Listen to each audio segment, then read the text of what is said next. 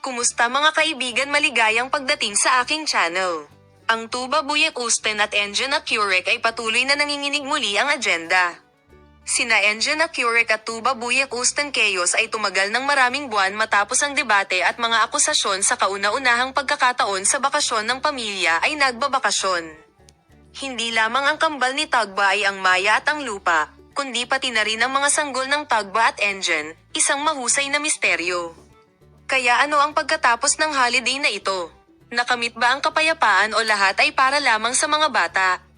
Ang mga malupit na pahayag na sumunod kay Engine Accurek mula sa koponan ay ang mga tensyon sa pagitan ng mga dating kaibigan at syempre ang katahimikan ni Tuba Buyek Usten.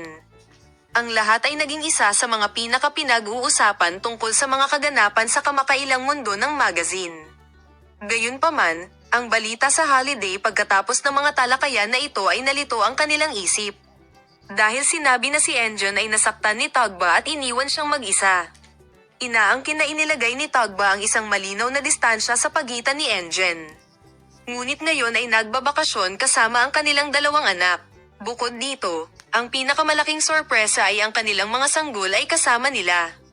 Walang gaanong impormasyon tungkol dito hanggang ngayon, kahit na ang kapanganakan ng sanggol na ito, kahit na nagtatago tulad ng isang lihim, ngayon ang pagpapakita ng pamilya ay nagpukaw ng malaking pag-usisa.